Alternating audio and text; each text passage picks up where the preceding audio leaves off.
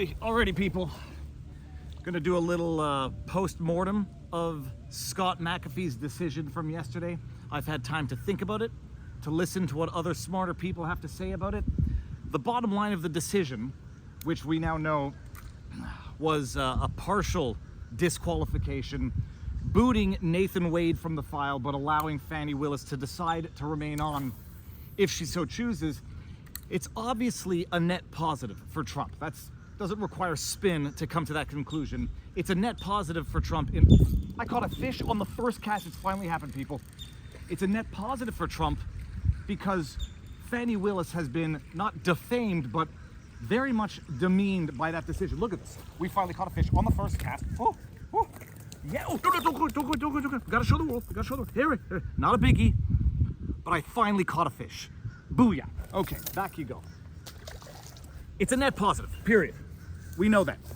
Whether or not it would have been a bigger net positive if both had been disqualified, probably. Because what would have happened then is that they would have had to pick a DA from another county to decide whether or not to continue with this prosecution. They were never dismissing the indictment outright, period. That was never going to happen. So they would have taken a DA from another county, which probably would have been a little bit more red than blue, because Fulton County is a blue county. All right, on its face, then, they might have said, well, we're deciding not to pursue this case, and then people would have cried politics. They got a Republican sympathetic DA who decided to drop the charges. Trump is still guilty, even though he was never convicted, yada, yada. I could see that angle. Leave Fani Willis in.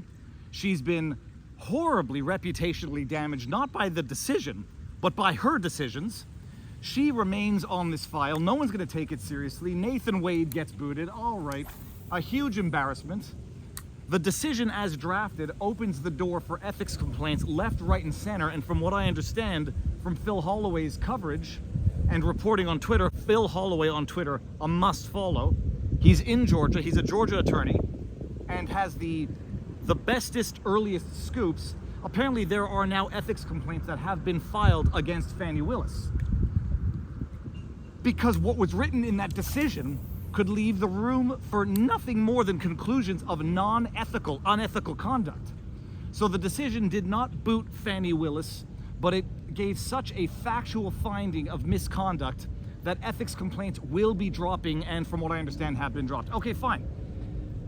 People were telling me Dershowitz had predicted that Wade was going to get booted, but not Fani Willis. I had heard that. And the only reason I did not ever predict that is because I stand by this. Logically speaking, you cannot come to the conclusion that one of the two parties that had gotten involved in this improper relationship gets booted, but the other one doesn't.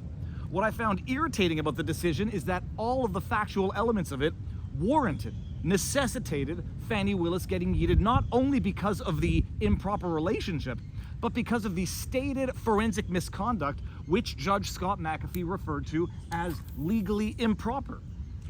But people were telling me, and I saw it throughout the week, that Dershowitz was predicting that Wade would get yeeted and Fani would stay there. So I went to find the clip, and yes, Dershowitz did float that possibility. He said it's very likely, while also coming to the conclusion that maybe neither gets yeeted because of the political implications of yeeting, kicking out, disqualifying a state DA, a county DA, the damage that it could have on other current pending criminal proceedings.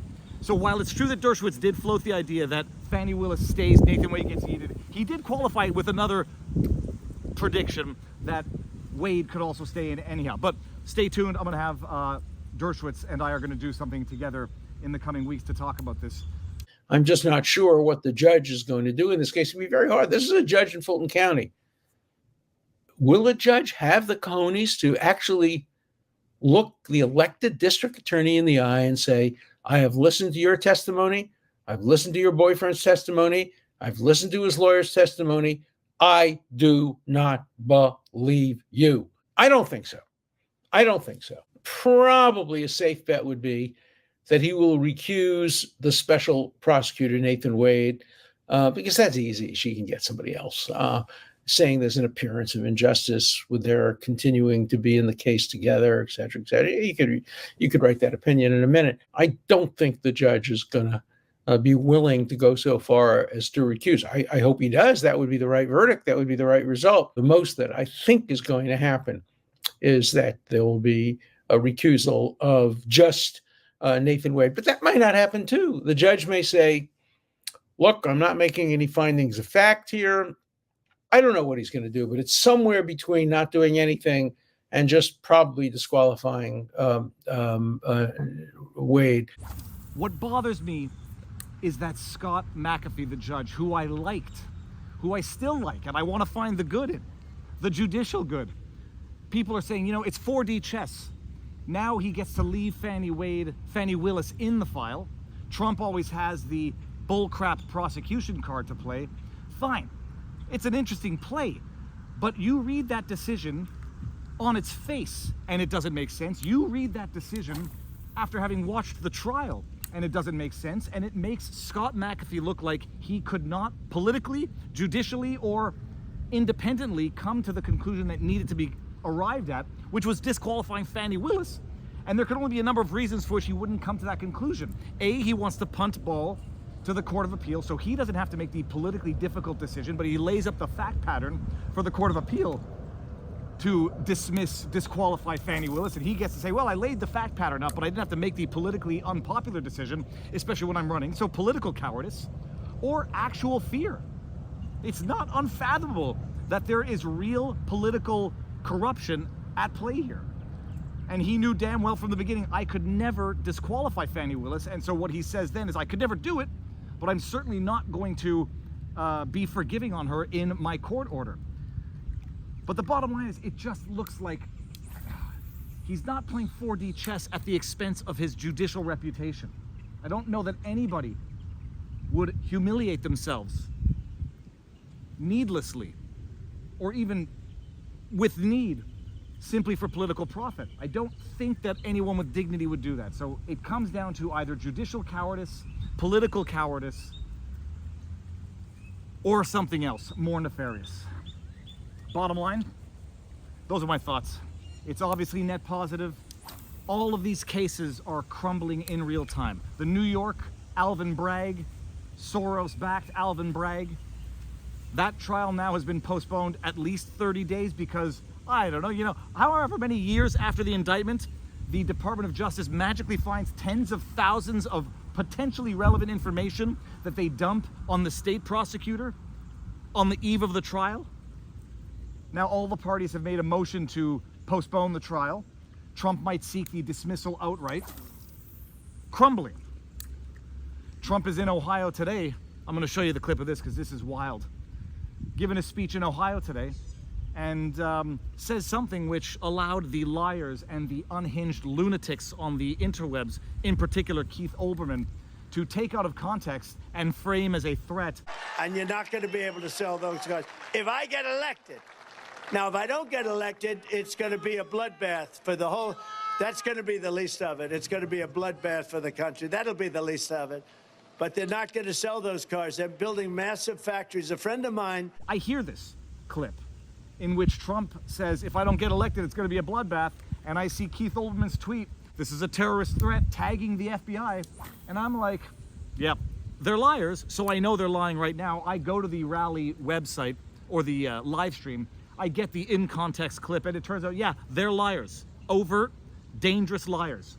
He was talking about the auto industry, what would happen if he does not get elected, because if he does get elected, he's going to impose tariffs on Chinese-funded Mexican car plants, selling cars to Americans without employing Americans. He says, if I don't get elected, it's going to be a bloodbath. China now is building a couple of massive plants where they're going to build the cars in Mexico and they think that they're going to sell those cars into the United States with no tax at the border. Let me tell you something to China. If you're listening, President Xi, and you and I are friends, but he understands the way I deal, those big monster car manufacturing plants that you're building in Mexico right now, and you think you're going to get that, you're going to not hire Americans, and you're going to sell the cars to us. No, we're going to put a 100% tariff on every single car that comes across the line. and you're not going to be able to sell those cars. If I get elected, now if I don't get elected, it's going to be a bloodbath for the whole.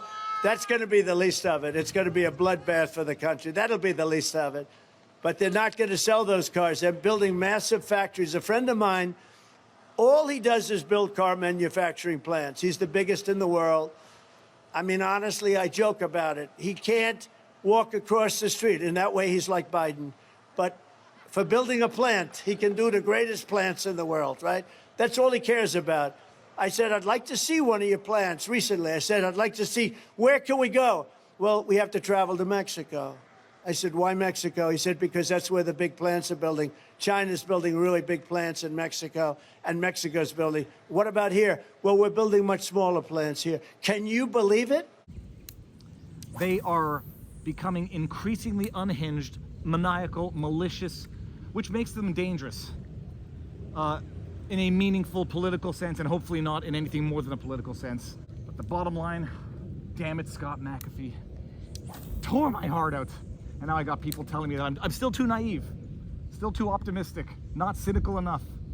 No matter how cynical you get, it's hard to keep up. Lily Tomlin, I didn't predict that both get disqualified because I was hoping that they would. I was predicting it because legally they ought to have, based on the evidence they ought to have. And I thought Scott McAfee was going to make that right decision, but who knows? Maybe this plays out better in the long run. It doesn't matter. We'll see how it goes. Do I want to take a couple more casts? What we're going to do here, put down the Made in America rod that I got the other day, the Defender. I love this rod. And we're going to try just 3 casts with this floater that rattles. That should catch me a fish, and if it doesn't, the video is going to end now.